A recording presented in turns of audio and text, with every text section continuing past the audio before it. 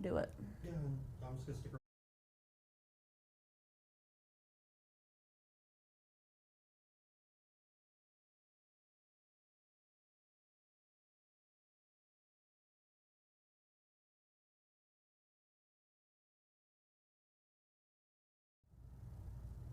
Welcome in to Picks and Parlays Radio here on the Sports Byline broadcast, or, we stream on YouTube, Twitter, and Facebook. If you search Picks and Parlays, we're really easy to find, usually the first thing that pops up, and we always appreciate your social media feedback. Today is Thursday, October 17th. I am your host, Chelsa Messinger. You can find me on Twitter. My handle is just my name, at Chelsa Messinger. We've got a great show lined up for you guys today. As you can see, I am broadcasting live from somewhere other than Las Vegas. I'm in Nashville. I am getting ready to have a baby, so I have to be here just in case I go into labor. So you can, live bet some odds on that if you really want to. We might take them for you. On today's show, we've got Premier League picks with Nick Geber, talking a little soccer. And then our second segment, we're doing NFL with Chip Chirimbes, Eagles, Cowboys, Texans, Colts, Vikings, Lions. A few interesting matchups there. And then finally, we've got our college football rapid fire with some big top 25 matchups, including number 12 Oregon at number 25 Washington, number 17 Arizona State at number 13 Utah, and number 16 at Michigan at number 7 Penn State. Can Harbaugh win that big game? We'll take a look at the odds at some of those games and some ways you might want to make some money. Tonight, if you're watching sports, you got Thursday Night Football, the Kansas City Chiefs at the Broncos. The Chiefs are 4-2. After that hot start, they've cooled off a little bit. Still favorites, I would imagine, at the Broncos, who are 2-4. And then, of course, we've got the ALCS Game 4. Astros, Yankees, Zach Greinke trying to rebound after a tough first showing against the Yankees. He's going against Tanaka tonight. Astros lead that series 2-1, so the Yankees are looking for a little momentum. And then, of course, we've got college football. A little Thursday night action. Louisiana Lafayette, Arkansas State, and UCLA and Stanford for some Pac-12 action. As I've mentioned, we've got a great show ahead. Soccer, football, NFL, and college coming up on today's Picks and Parlays. We'll be back after the break talking Premier League soccer. Stick with us on Picks and Parlays Radio.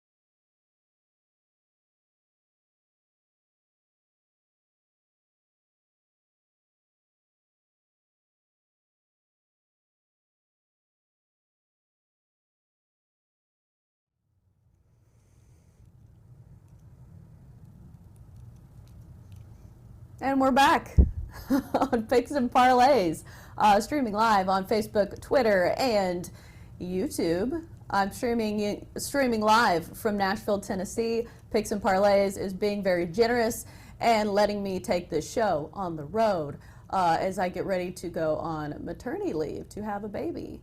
Also exciting, Premier League picks with Nick Geber, because he always has some great value picks. And you know what? I've got a baby registry, so I've got things to pay for. Nick, how you doing over there? How's Vegas?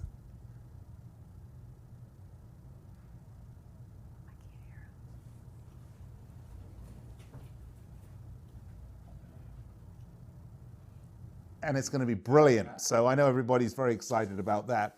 Right, Chelsea? Of course. Okay. So what matches are we diving into today? All right. Well, today, just for you, Chelsea, because I know you've got somebody else's future now that you've got to be worried about, I have curated 3 of the finest matches I could possibly find from this weekend's smorgasbord of delicious Premier League offerings. Today, let's start. Now I'm hungry. Great. Yeah, I know. Premier League back after a really, really difficult week off for the international break, which saw racism in Bulgaria. Bulgarian fans with Nazi salutes and monkey chants towards the black players of England.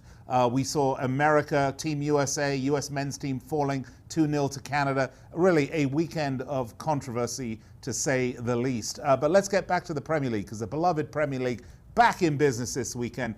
Let's start, shall we, at Goodison Park, where Everton are going to be hosting West Ham United. And quite frankly, the shock of the season is seeing Everton in the relegation zone. They're 2-1-5 on the season. By the way, this is massive underperformance from a team that was a top 10 team last season. At times last season looked really fantastic. Marco Silva under an awful lot of pressure there at Everton. But it has been 4 straight losses, culminating in the recent away loss to Burnley that's really done the damage for Everton Football Club. West Ham United, on the other hand, with Manuel Pellegrini, and I love Pellegrini water, by the way, my favourite, looked excellent at times this season. Their only losses have been to Man City on opening day. I think that was a 5-1 shellacking. And last week's surprising home loss to Crystal Palace, which caught a lot of people off guard. Pellegrini's side's always tough to beat, but actually, I'm going to go with Marco Silva's lot on this one. I think Everton turn it around here at home at Goodison. I'm predicting a 2-1 win for the home team. Right now, that's Everton plus 106. The total's 2.5. Folks, 2-1. You've got to take the over on this one. That would be my recommendation. Actually, I don't have any draws of the 3 matches I picked today, surprisingly. I know that's one of your favorite picks, is to do the draws. Well, there's usually big value in the draw, Chelsea, because, I mean, right. Look, on the money line, the the favourites don't really have any, I mean, there's no real value of the favourites on the money line. Although we do have a couple where it's very, very close, and there's a little bit of value here. And by the way, the next match is exactly that. Let's talk about this one. Eddie Howe's Bournemouth are going to be hosting Norwich at the Vitality Stadium. The 10th place Bournemouth, though, you know, they picked up 7 points for the last 4 matches, including a 3-1 home win against Everton. Bournemouth looking really good at times this season. Norwich, look, when they came up from the Championship, Norwich ownership management and Daniel Farke, the manager, made a decision that they were going to go with the team that saw them promoted to the Premier League, that they weren't going to make radical changes. They weren't going to sell all the Championship players and buy a whole bunch of Premier League players, like, for example, Aston Villa did. Part of that was they kind of blew away the Championship. They won it last season outright, and they looked great doing it. However, that's backfired a great deal. It turns out that's probably a big mistake. They've shipped more goals than any team this season, well over 2 a game. And you can't do that and succeed in the Premier League, and that's what they've been doing. But both of these teams, they like to play open football. This match is going to see 2 of the Premier League top scorers, or top 10 scorers in the Premier League. Norwich's Teemu Pukki. I know it sounds like a venereal disease, but it's Teemu Pukki. It's a great player, scores a lot of goals. And Bournemouth's Callum Chambers. So we're going to have muchos goles. Neither of these teams defend that well. I would say Bournemouth defend better than Norwich City do. This is going to be a goal fest. 3-1 for the Cherries. And you're going to take Bournemouth, that is the Cherries, plus 107. Total is 3.5. And folks, I'm saying take the over on this one. You got that one, Can Chelsea? you bet anywhere on? I was going to ask, can you bet anywhere on the exact goal totals, like the exact score? Because you've gotten those right. Oh, sure, Kind of absolutely. like a hot bet in craps. Oh, absolutely. You can bet on the actual score. You can bet on the goal totals. You can bet on who's going to take the first throw in. You can bet on how many red cards, how many yellow cards, which player's going to pick his nose first. I mean, there's all sorts of prop bets you get in soccer. Really, it's just pages and pages of them. But we like to keep it simple here. I know. Because, we talked about the sack race one day. the sack race is one of my absolute favorite, Chelsea. Did you ever have sports day at your school? When Sports day? Yeah, No, like that must be a thing across the pond. Yeah, well, we'd We have like sports. show and tell. Yeah, sports day. You know, where everyone come out and you'd have like races and boxing and athletics and everyone in the school. Field day. Field day, right? Field day. Well, the sack race. Do you ever do the sack race where you put the sack on, a sack, and you hop? You can't Yeah. run. Yeah, the sack race. Did you ever do the egg and spoon race? I don't think we had that one. Do Oh. they even do those anymore? I feel don't like now know, they just Chelsea. give out participation trophies to everyone. That's true. No egg, You egg and tried your spoon. best. Right. All right. Well, listen, let's go the last match I have, because this is the big one of the weekend. The match everyone's waiting for, Le Piece de Resistance. Folks, it is at Old Trafford, where Manchester United are hosting league leaders Liverpool. Liverpool are chasing their 18th consecutive Premier League win with this match. This will be a record. And who other than Man United, their most hated rival, who would love nothing more than to break that record, to stop them getting from that record? This is one of football's biggest rivalries, folks. But the opportunity to deny Liverpool a record comes at an awfully bad time for Man United, who are suffering their worst start in 30 years. For a lot of you, you're not even that old. Now, I'm that old plus a lot, but you might not be. Look, defensively, Man United are absolutely, well, I won't say they're crap, because they're not. They're okay. They're not great. They're boring. They're not great. They concede goals. It's on the attack. The much vaunted Manchester United attack is non-existent. This team is just bloody awful. Ole Gunnar Solskjaer has his hands full with a big rebuilding job at Old Trafford. They are currently 12th in the table. They are going to really have to try to be a top 10 team.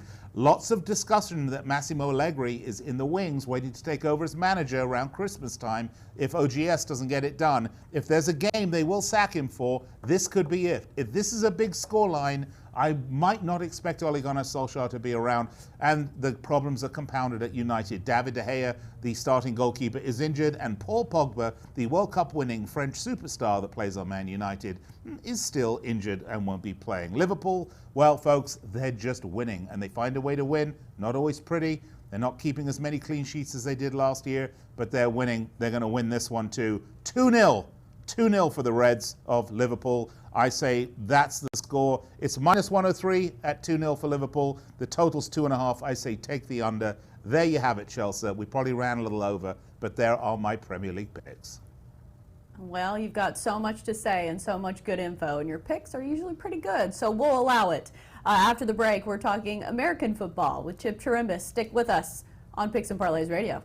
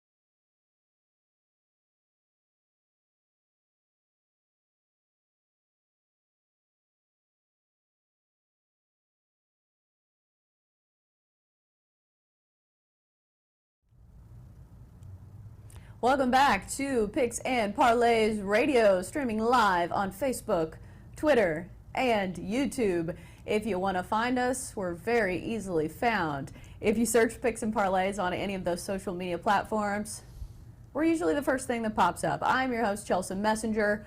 As you can see, we're broadcasting remotely today because I'm on the road in Nashville.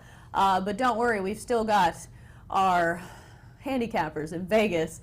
Chip Chirimbes is in the studio, and I'm trying to see what your tie says. Chip, how are you? And explain this tie to me. I'm fine, but more importantly, how are you doing? I hope all is well with you. And it's a New York Football Giant tie. So I figured, it's about time to celebrate the Giants. I wouldn't know why this season, but I have to give them some kind of cred sometime. Oh, Danny Dimes is doing all right. And are you a Yankees fan? I know you're from up that way. Yeah, well, I grew up a New York Giant baseball fan, a Yankee hater, until I moved into Manhattan. And then, going to Yankee Stadium as often as I did, it's pretty tough to keep from the historic gain. It just overcomes you. Yankee Stadium, to me, is like the Coliseum of Rome nowadays. And after a period of time, I did become a Yankee fan. And, of course, a lot of New Englanders considered me a traitor. But I must consider myself a National League, probably a New York Met guy, to tell you the truth. But baseball is certainly my favorite, and we've got a big game tonight in the American League. I know, and I don't want to get sidetracked because we will definitely talk about that for a long time. Yep. But we have you on the show for your football picks. Okay. Let's talk about Eagles-Cowboys first. And the Cowboys have been one of the most disappointing teams over the past few weeks. They've lost some people a lot of money if you've been betting on them. They're coming off a loss to another New York team, yep, the Jets, and Sam Darnold, who is coming back from mono, and somehow the Cowboys couldn't pull off a win. Well, I've lost the Eagles, it is, what'd you say? No, I'm saying I thought I had lost your audio for a second, but this is a Sunday night game with Dallas and the Eagles. And, Dallas comes in, they beat three Sisters of the Poor the first three games out, and now they've had to play some real NFL teams, and they've lost 3 in a row. But I think Chelsea, like you mentioned, the loss to the Jets has got to be shocking to Dallas. They come in a little bit more in a touchdown favorite, 7.5, and they just didn't get it done. And as a matter of fact, they were so totally outplayed in the first half. Turnovers certainly hurt them, and the Jets took advantage of that. Right. Speaking of disappointing, I mean, the Eagles haven't been that great either. The Eagles are 3-3 and 2-4 against the spread. Not great if you've been betting on them. And they're coming off that loss to the Vikings, where Kirk Cousins, he had a day. Yes, 333 yards passing. So that Eagles secondary is not looking good. So the question is, do you think this Cowboys offense can put up some points and kind of exploit this Eagles defense? Well, at home, they're certainly much better. We know that. And, head-to-head and in conferences is always a concern when these two teams are playing. The last 7 times they played, the favorite has covered 6 of those 7 times. And it's been Dallas, for the most part, that's covered. They're 10-1 against the NFC East. And if you're looking for head-to-head trends, Chelsea, Philadelphia's only 1-4 against the NFC of late. They really haven't played all that well, but they are 11-4 against the points on the road. So those two trends conflict, of course, but there are some trends that don't. For example, Philadelphia's gone over 24 of the last 34 on the road. Philadelphia's gone over 15 of the last 22 against the NFC East. Philadelphia's gone over 36 of the last 16 after a loss. And Dallas, I think this game plays over. All right. I had to notice your fingernails. I'm not going to lie.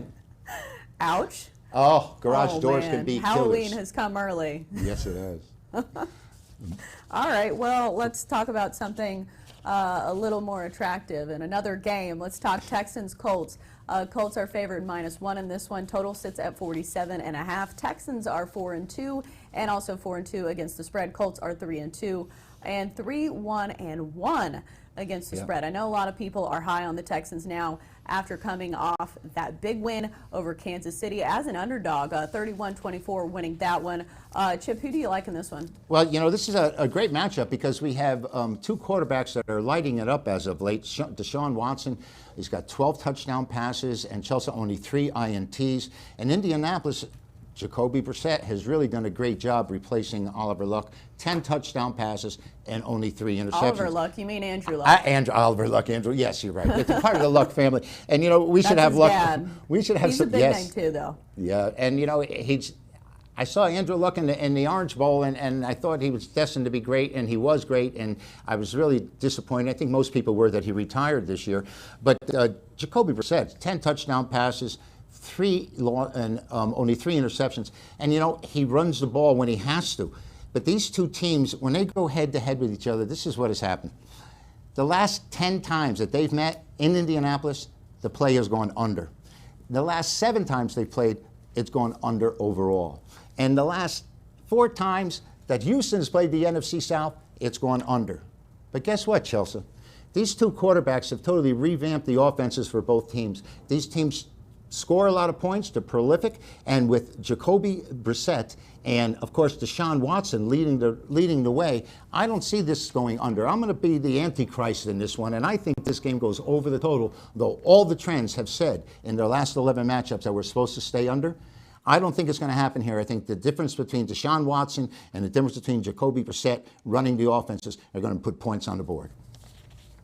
Well, as we saw, the Texans scored 53 on Atlanta, which, I mean, they're not a great defense. Let's not give them any credit. But so you like the over in the Texans, Colts, and the Eagles, Cowboys? Yeah, I'm gonna take the over here. I'm gonna take the over in the other one. The next game, I'm gonna have a different side on the total. But you know, this Houston team, I was really down on them. I'm surprised that they're at 4-2. Their coaching, I don't have that much respect for. And Indianapolis has shown some really good promise so far without Luck. So that game will be tough. I expect that to be a high-scoring game. Well, and the Colts are also coming off a bye week, so they've had some time to rest, recover, and game plan for these Texans that have been red hot in this big AFC South matchup. Yep. So that's a meaningful game for both teams. Let's move on to the Vikings and the Lions. The Vikings are favored -1.5. Total sits at 45.5. The Vikings are 4-2 against the spread. Lions 2-2-1.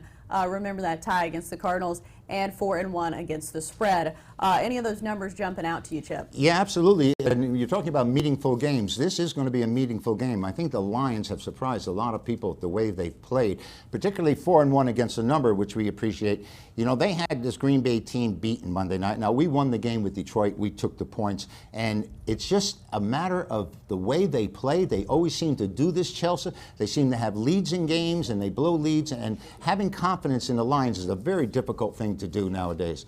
Now, you mentioned Minnesota and what happened with them last week when they got up and they smacked Philadelphia around. It was one of my winners on Sunday. We went 3-2.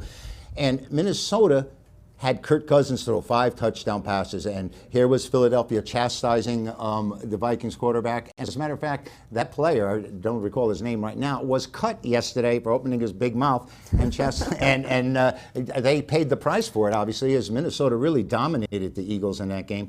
And I'm wondering, you know, though they're 8-1 against the NFC, playing to the under with this Minnesota, I think Detroit is also playing to the under. I mean, they had 6 scores in that game on Monday night, Chelsea. 5 of them field goals. They scored that opening touchdown, and then Patricia or Stafford, they just seem to go into a shell and only look to play for 3. They play it safe. Maybe that's why Stafford only has 2 interceptions on the season. They're not going for the big play. They're not going for the 6. I think Detroit and Minnesota are going to play close together. You have Delvin Smith averaging 5.5 yards a carry for the Vikings. They're going to look to control the ball on the ground.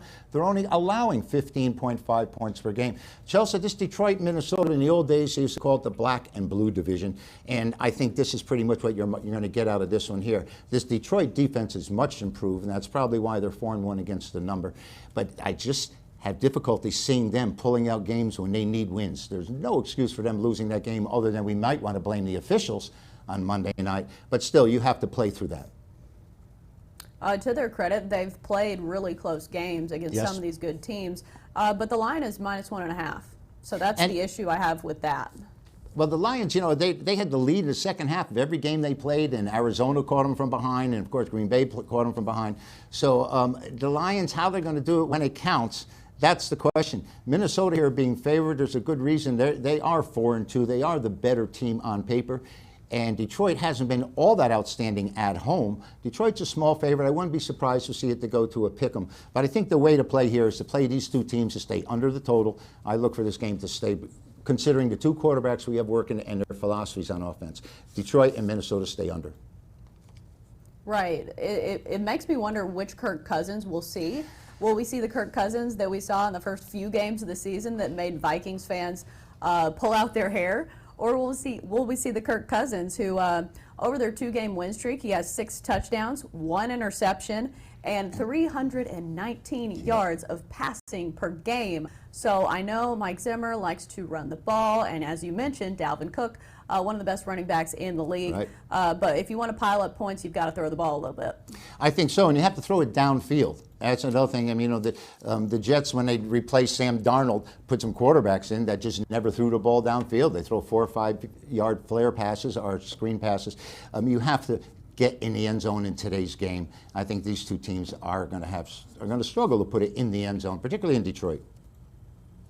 All right, we've got about 50 seconds left. You got to play on this Yankees game tonight? I'll tell you what, I'll make a comment about the Yankees game. And what I want to say is that we've said on the year here, at least I have said, that I never thought the Yankees were built for the playoffs.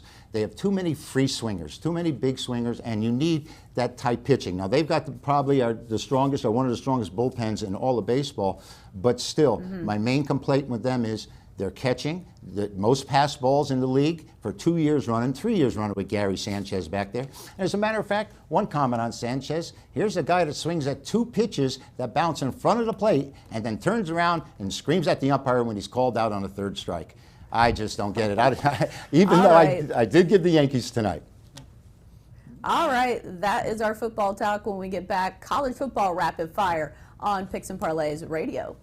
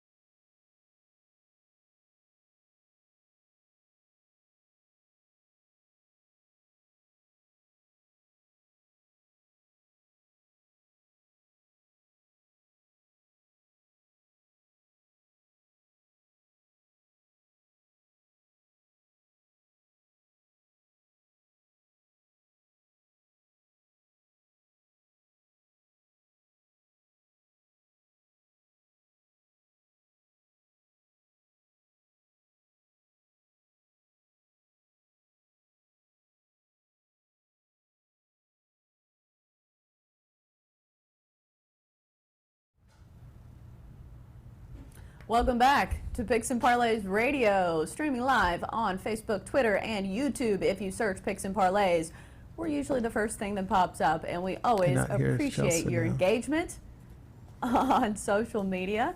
Right now, we're getting to some college football rapid fire. We've got Craig Trapp in Vegas, and we've got Tony T. I believe he's in LA, and I'm in Nashville, so we're all over the country today, bringing you some good stuff. Let's start off with the SEC, because I'm in SEC country. Let's talk. Number 9, Florida is -5 against South Carolina at South Carolina. Total is 48. Yes. And Craig, let's start with you. The Gators are 6-1, 3-2 against the spread, and coming off their first loss of the season, although it was to a very talented LSU team on the road. South Carolina is coming off that huge upset win over Georgia. Who do you like in this one, Craig? Well, this one just comes down to me. Who do you like at quarterback more? When quarterback went down for Florida and Trask came in, hadn't had all those starts. That was the big news since he was in high school, but hasn't mattered. Actually, Florida offenses look way better. They were in that game last week. Probably should have been a lot closer game than the 14-point finish. But to me, I just think Florida is the better play. I think South Carolina defense is solid. I just don't believe in that offense. I'm going to take the Florida Gators -5. I think this Florida defense is top 10 defense in the country, and that'll be the key on the road this week. We're going to take the Florida Gators -5. Plus, South Carolina, I think they deserve a lot of credit, obviously, with hanging with Georgia. But both kickers missed field goals in that one. It was really ugly. Kirby Smart called a timeout at a time where South Carolina probably needed it. But Florida, yeah, it seemed like nobody could stop anybody in that Florida-LSU game. Not great if you had the under. I'm not going to point at myself, but that was a tough game to watch. Tony T., who do you like in this Florida-South Carolina matchup? Yeah, Chelsea, I'm going to go ahead and take the under 47.5 points. We talked about Helinski taking that hit with that knee injury, and he has a sprained knee, and they're talking maybe he'll play through it, maybe he won't, but if they don't, we're looking here at a third stringer, and even if Helinski plays, I don't like his chances in this spot here, not being very mobile. They may be more of a conservative game plan. They probably wouldn't want him to drop back, especially in a spot against a Florida defense. So I think you're going to see a little bit more of a conservative game plan from the Gamecocks. And of course, defensively, we've seen South Carolina improve, allowing 20 points a game against their FBS opponents. And, Florida, tough spot. You're taking on South Carolina after back-to-back games against Auburn and LSU. So we're going to go ahead and take this one under 47.5. Right, in South Carolina, I think the trick for them is, can they pull off another upset in a row? Because this would be a huge upset as well. A top 10 ranked Florida team, even though it is at South Carolina. Let's move on. Staying in the SEC in this one, number 11 Auburn at Arkansas. Auburn are big favorites. Auburn is big favorites in this one. They're -19, and the total is around 55.5. Craig, who do you like in this one? Do you think Auburn can cover that big number against Arkansas? Yeah, to me, it's all about Auburn's defense. I think this defensive line, one of the best in the country. Bo Nix, obviously the big comeback win to open the season against Oregon. We've seen him go up and down this season. They could use a little more just consistency. But a freshman quarterback, you're going to have that. I have to take Auburn here. I just think this Arkansas team, not very good. Chad Morris, I think better things are to come in the future for Arkansas, but I think they're just behind the times as far as recruiting is, and that's a few years away. We're going to take Auburn with the great defensive line to dominate this game. We're going to take Auburn -19.5. Something also of note, Auburn star running back Boobie Whitlow now out 4 to 6 weeks. He needs surgery, and for a team that relies on the run game, that's not great. I know Arkansas is not this powerhouse team, but when Bo Nix is only completing 54% of his passes, that's going to be a tough blow for a team that relies on the run. Tony T., what do you think in this one? I'm going to take the points. Arkansas plus 19.5 points. Chelsea, you've been reading my notes? Pretty much the same points you made. We're spot on with our analysis here. Yeah, Nick's not an accurate quarterback. Of course, Auburn's top running back out. And one thing is we're starting a lot of times with these young teams now. We're starting to see some improvement, and you'll hear this a lot in some of these rundowns that we go through. I've seen some improvement here from this Arkansas team. And also, don't forget, Auburn has LSU on deck. So in this spot here, I'm going to go ahead and take the points with Arkansas. All right, let's move on to another top 25 matchup. This one out west, number 12 Oregon at number 25 Washington. Oregon is favored -3 in this one, and the total sits at 49.5. Craig, who do you like in this one? Well, this one is the key game for me, probably the rest of the season. Maybe Utah has a few games left that would matter, but in the Pac-12, I think this is going to be a key matchup on how these teams end up and who ends up playing in the Pac-12 championship game. I think Oregon, obviously, they've played very well since that opening loss that we already talked about to Auburn that they really should have won. But I like Washington at home. Very tough place to play. I think Jacob Eason is going to play better. I like the Washington as a home underdog. We're going to take the points here with the Washington Huskies. Craig on this one? Well, actually, Chelsea, I like this play a lot. It's my best play from college football. Get it right now over at picksandparlays.net from this really big Pac-12 battle. All right, staying out west for our next matchup, Arizona State. The number 17 Sun Devils head to number 13 Utah, where the Utes are favored -13.5. Total sits at 45. Arizona State is 5-1. Utah also 5-1 with that one loss coming to USC. Craig, you like the Utes in this one? I know this was a team you were high on entering the season. Yeah, I do like the Utes, but I think the stronger play this one, because I just think 13.5 is right where that line. I think they're going to win between 10 and 14 points. I could see that argument either way there for the 10 or the 14. So for me, I think the much stronger play here is the under 45. I just think Kyle Whittingham has a very good defense, and Herm Edwards, since coming into Arizona State, turned this team from an offensive juggernaut to a defensive-minded team. And I think that's the key in this one. I think it's going to be a under battle. I think it's going to be all about the defenses. Let's take the under, and don't even worry about Utah if they're going to kick in that last touchdown or not. Oh, God. Taking the under is also very stressful when you're actually watching these games, I will say. Tony T, what's the play you like on this one? I like taking the points. Arizona State Sun Devils plus 13.5. We talked about these younger teams getting a little better. I see some improvement from this offense. Freshman Jaden Daniels completing 62% of his passes, and I gotta tip it. I gotta give Arizona State credit.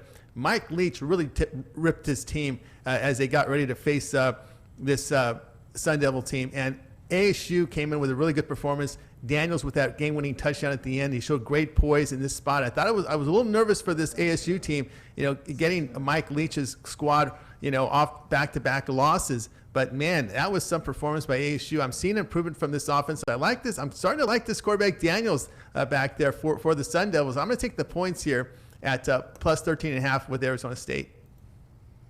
And plus, sometimes if it's a low-scoring game, that's a lot of points to score. So if they don't score a lot of points in general, that's a big number. Let's move on to Michigan and Penn State, another top 25 matchup, and another one that should be fun to watch, but we're talking betting here.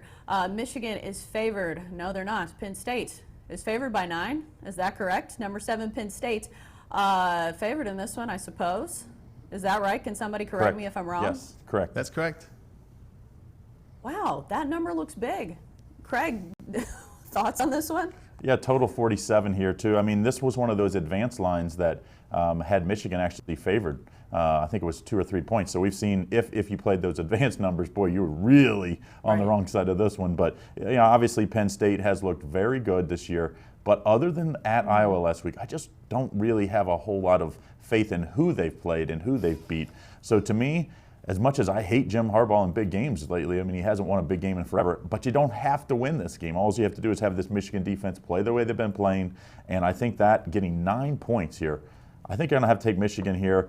Shea Patterson hopefully has a little better game and avoids the turnovers. That's the problem with Michigan. They just got to avoid turnovers. They were behind so quickly against Wisconsin. They can't afford that here on the road against Penn State. Hopefully, Jim Harbaugh has his team ready to go. Let's take the underdog here, plus 9. It just seems like a lot of points to me for a team that can move the ball. As you mentioned, turnovers have been a huge issue for Michigan. So if they can clean those up a little bit, I think they're definitely in this ball game. Granted, it is on the road, but 9 points is just a lot, I think, for me to lay. Tony T, what do you think? Yeah, I'm with you there. I'm going to take the points here, Michigan plus 9. Don't forget, Penn State is coming off a physical game at Iowa. and they were held to 17 points there. And of course, Wolverines, they can grind you in a defensive battle. And of course, you have the right to improve. That loss Wolverines took to Wisconsin was a few games ago, and every team has a right to improve. And I'm seeing a little bit of improvement from this Wolverines defense here. And of course, remember, they're holding teams at 283 yards a game, 3.3 yards per rush. And I've always talked about this, even when they lost to Wisconsin. There's still something to play for. They still control their destiny for the Big Ten division race. And again, this game can land 7, it can land 8, 6. You win no matter who wins when you take the +9. I like Michigan +9. All right, let's head on over to Arizona, USC. USC is favored by 10 in this one. The over-under is 67. A lot of points they're expecting in this one. Arizona is 4-2, 2-3-1 against the spread. Meanwhile, USC is 3-3 and also 3-3 against the spread. Craig, who are you liking in this one? Well, this is my Pac-12 game of the week. You can, of course, get it at picksandparlays.net. It's going to be on the side. I think if I was playing this one, as far as the total, though, I think I would go take these, or I would go the under here. I just think this USC defense has a little something to prove. And I think Arizona, they've realized they just can't keep outscoring people. They just lose when they do that. They got to start playing better defense. I think you're going to see a little lower scoring game. And you don't need to have a totally low scoring game when you got a total of 67. But my top play is going to be over at picksandparlays.net on the side. You can get it over at picksandparlays.net. All right, Tony, you're out west, kind of by USC. Who do you like in this one? Yeah, I'm going to take the points here. Arizona +10. We've seen some improvement from Arizona defensively, but USC historically has had trouble with those running style quarterbacks, those dual threats. And now this is an offense that can move the football. And of course, Khalil Tate, he's healthy. I can give this Trojans defense a lot of trouble with his mobility. And don't forget, he is completing 65% of his passes, now throwing the fact that he can run the football. And, we've seen USC had some issues, in losses, of course, to BYU, Notre Dame. But I think here we're going to see the mobility here of Khalil Tate can get in that back door, and it'll be the play. Here will be Arizona +10. All right, on to our final game of Rapid Fire. Nevada and Utah State. Utah State is -21 in this one. Nevada is 4-2, 2-3-1 against the spread. Utah State 3-2 and also 3-2 against the spread. Craig, do you think Utah State covers that big number? Well, that's an awful big number. I know this Utah State team and Coach Gary Anderson are very good, but to me, I just think that's a little too many points. We saw Nevada's had a little better showing in a couple games this year. I thought the Purdue game, obviously. I think Jay Norvell and Nevada have enough here at +21 to cover. And of course, I'm here in Vegas, and so you hear a lot about not only Nevada, about UNLV, and I heard that. That Nevada's, they have a pretty good game plan. So let's take the 21 points with the in-state Nevada here to get it done this week. All right, 30 seconds left on the clock. Tony T, who you like? I like Nevada +21. Utah State, they just don't win by enough margin for me to trust them offensively. And of course, we've talked about these young teams starting to show improvement. Nevada's showing some improvement. Being a San Jose State team that has been improved, they're able to move the football. They're showing improvement offensively enough to cover this number. Take Nevada +21. All right, those are college football rapid fire picks. Thank you both for joining us. We're back after the break on Picks and Parlays Radio, recapping all of today's picks. Stick with us.